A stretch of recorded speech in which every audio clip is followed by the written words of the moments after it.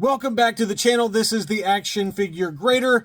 It's Thursday. It's time to look at recent sales for Hasbro's vintage collection. Nothing too crazy in this batch, although I did find a sale for the SDCC Death Star box set. Just the box. I was really shocked by the final sales price on that. As always, thank you to my Patreon supporters. If you guys enjoy this video, be sure to leave me a like. Let's take a look at some recent sales. All of these were, within the last week or so.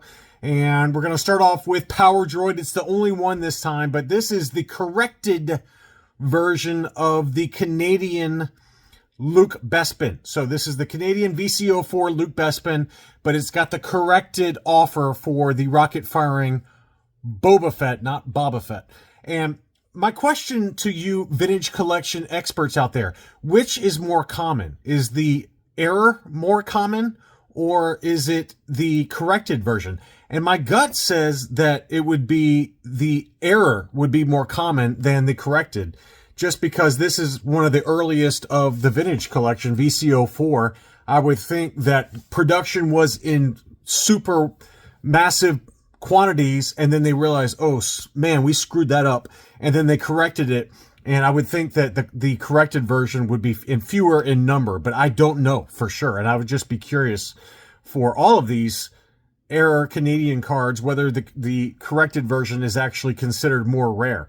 But this one anyway sold for 80 bucks. I just thought I'd show that. Some other Canadian cards. We had a Canadian VC09 Boba Fett on the ESB card back. So punched example from that same seller, Sam70. I don't know this person at all, but he's located in British Columbia in Canada and always has really cool Canadian vintage collection. That one sold for $150. It was a punched example of VC09 Boba Fett. Same seller also had Kit Fisto, the Canadian card. So I've got the Canadian punched, and then I've got the US punched that both sold here recently for Kit Fisto.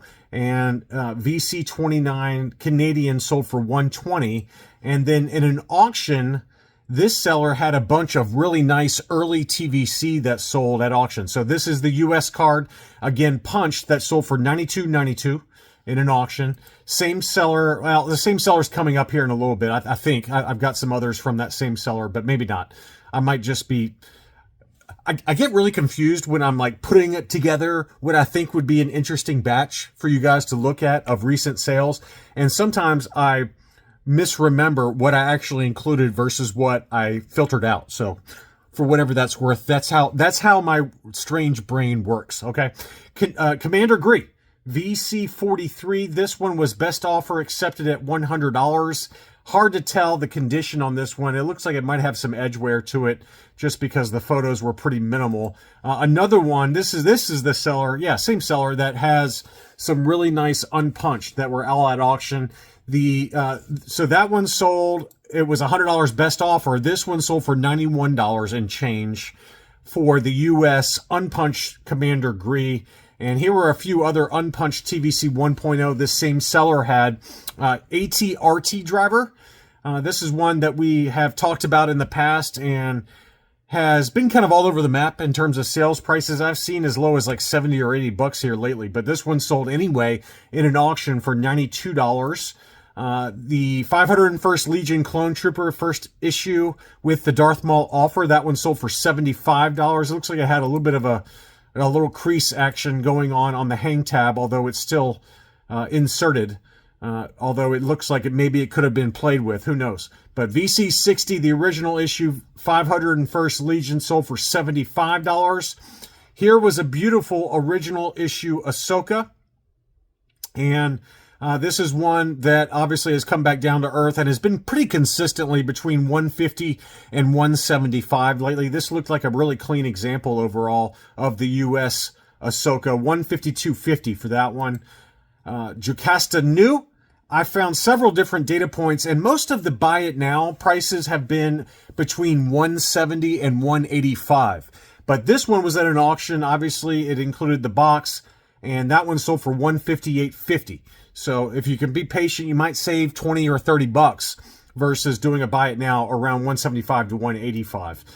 Here was yet another one of those Target exclusive 3-pack of a 3-packs, and obviously the box was in really rough shape, but that one sold for $100 plus $16 shipping. I found another one that sold for $175 plus shipping. But that one was a lot cleaner, but I wanted to at least show you a bare bones low data point for one of those massive Target 3-packs. We also did have 2 different sales for the Empire Strikes Back packaged all-terrain armored transport. So this is the Toys R Us exclusive. Both of them were at auction, and this one sold for $455 and was in pretty clean shape overall. Not perfect, but pretty darn good. And then the other one that sold, the other one was a Return of the Jedi. So this one was the Return of the Jedi. That one was the ESB. And they both sold for about the same price. This one was $455 plus $41 shipping. So let's call that about $496. And then the Return of the Jedi example from a different seller sold at auction. That one sold for $440 plus $30 shipping. So about $470. And that's pretty consistent with past sales, that the Return of the Jedi version usually sells for less than the ESB version. This is actually one of the lower prices I've seen for the Empire Strikes Back version of the AT-AT in a while. We've seen some that were fairly recently, too, that have been in the 5s and 6s.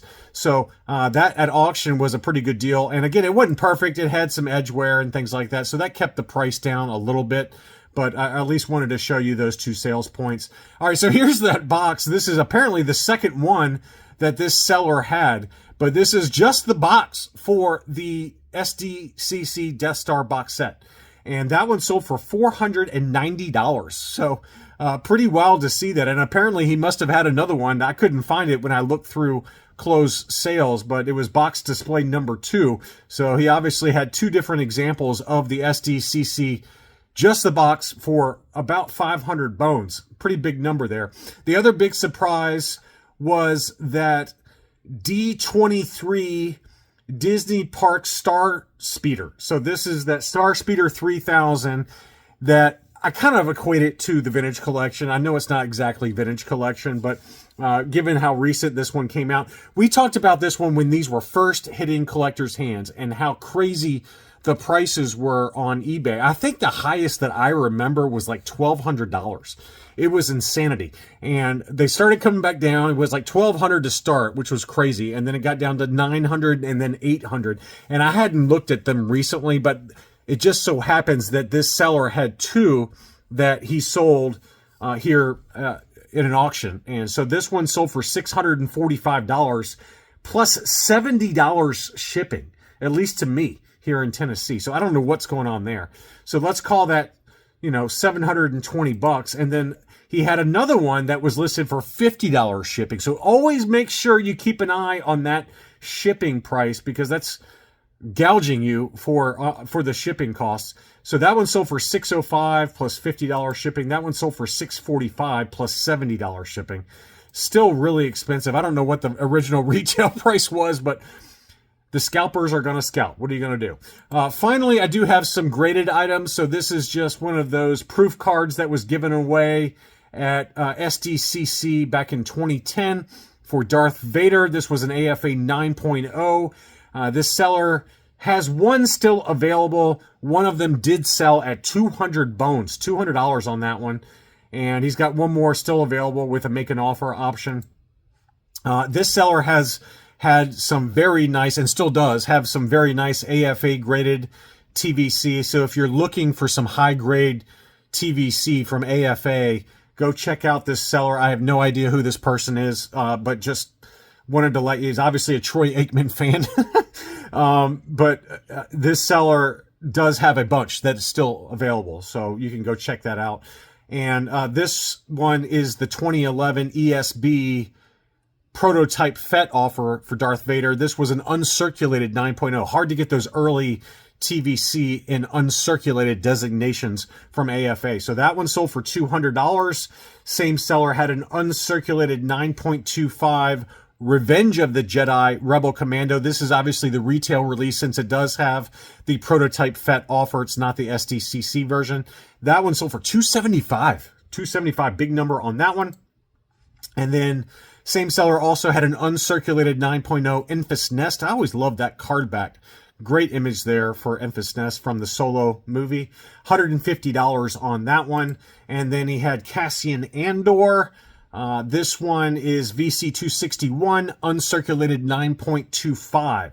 That one sold for $135. And then a different seller had this one at auction. This was an uncirculated 8.5 Moff Jared and Gerard, however you pronounce it, $60 for that. So it's only an 8.5. It was uncirculated, but silver level. Most people with these moderns, especially very recent releases, like to get those at 9.0 or higher. So that kept the price down for $60 plus $10 shipping. So anyway, that's all I really had for this episode of the Vintage Collection for recent sales on eBay. If you did enjoy it, again, please be sure to leave me a like. Thank you as always for watching, and I'll be back soon.